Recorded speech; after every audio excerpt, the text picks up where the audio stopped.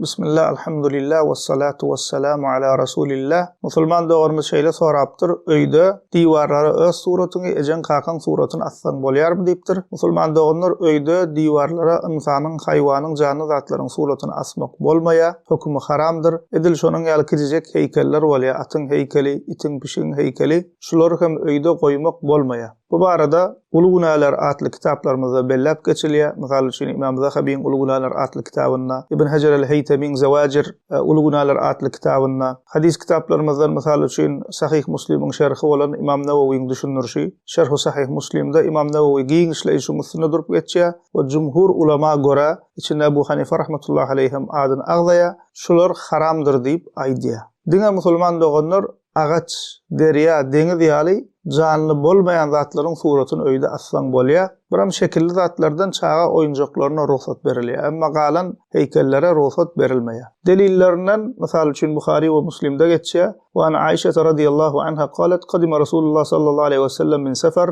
ve qad satartu sahwatan li biqram fihi tamathil. Falamma ra'ahu Rasulullah sallallahu aleyhi ve sellem talawwana wajhahu ve qala ya Aisha ashaddu an-nasi 'azaban 'inda Allah yawm al-qiyamati alladhina yudahuna bi khalqillah. Qalet fa qata'nahu faj'alna minhu wisadatan aw wisadatayn. Aisha radhiyallahu anha diýär, Peygamberimiz sallallahu aleyhi ve sellem ýolagçylykdan geldi we men ýaşanna bir mata bilen penjereni örtündim diýär. We ol mataň üstünde, perdeň üstünde käbir şekiller, suratlar bardy diýär. Haçanna Peygamberimiz sallallahu aleyhi ve sellem ýolagçylykdan gelip öýe girenne we şo perdeni görenne, üstü şekilli suratly perdeni görenne renki ütkak gitdi diýär. Ýani gahara gelýär Peygamber sallallahu aleyhi ve sellem. We diýär, ey Aisha, kıyamet günü iň agyr azap görjekleriň biri hem Allah Taala'ň yaradan zadyna meňzeş edip şoňa meňzeş zatlary ýasaýanlar diýip aýdýar. Soňra diýär, ol matany söktük, onu bölüp kesiştirip ýassyklaş etdik, bir ýa-da 2 sany ýassyklaş etdik diýip aýdýar. İbn Abbas radiyallahu anhuma şoňa meňzeş surat çekýänlere ýüzlenip diýär, fe in kunta la budda fa'ilan fasna'i ash-shajara wa la ruha fihi. Eger surat çekjek bolsaňam diýär, agaç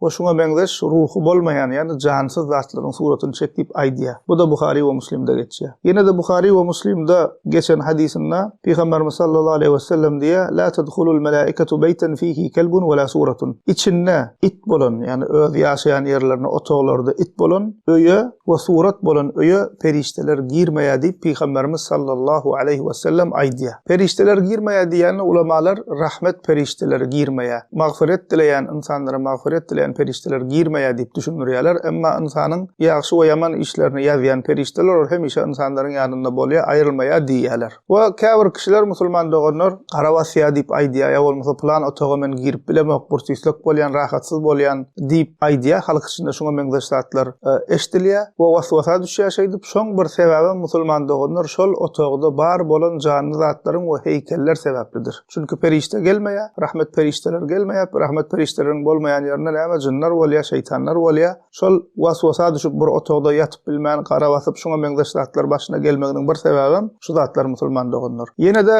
buňa goşmaça bellap aýtmaly, canly zadyň suraty bar ýerine namaz okumak bolmaýar, mekruhdur musulman doganlar. Hanafi mezhebiniň kitaplaryna bu aýdylyp geçilýär. We aýratyn hem şunu bellap aýdasym gelýär musulman doganlar, halkymyzyň içinde bidgatçy soplar bar. Bunu biz häli şinde derslerimizde aýdyp durus. Aýpyra gol bermeli, tarikata girmeli, plan etmeli diýip şeýdip ýören bidgatçy soplar bar. We şol soplar halkyň içinde bir haram iş ýaýradyp ýörler. Ol hem näme öz pirleriniň suratyny asýarlar. We halka hem şonu öwredýärler, pirleriniň suratyny öýde asyrýarlar musulman doganlar. We bilmeýän adamlaryň piriň suraty diýip gowy şeýdýän mekam diýip şeýdip pirleriniň, şolaryň pirleriniň suratyny asýarlar. Ay plan pir, plan şeyh diýip, öwliýa adam diýip şol haram işdir musulman doganlar. Äge boluň, ýa bolmasa pirleriniň suratyny ullukan edip hala dokap, şonu halçylary dokotturup öýüne asýarlar. Bu uly iş bitirýän ýaly edip. Bunu söre musulman doganlar, egerde biriniň suraty çekilip öýe asyljak bolsady, asylmak bolýan bolsady, egerde hala dokulyp biriniň suraty öýe asyljak bolsady, sahabalaryň suratyny asardyk. Sahabalar şoňa öz döwrüne halal iş bolan bolsa şonu etdirerdiler. Ya bolmasa mezhep imamlarymyz şoňa ruhsat berip öz döwrüne näme şonu etdirerdiler. Emma görşümüz ýalap olaryň hiç biriniň suraty ýok. Ýogsam şol döwürde halam bady,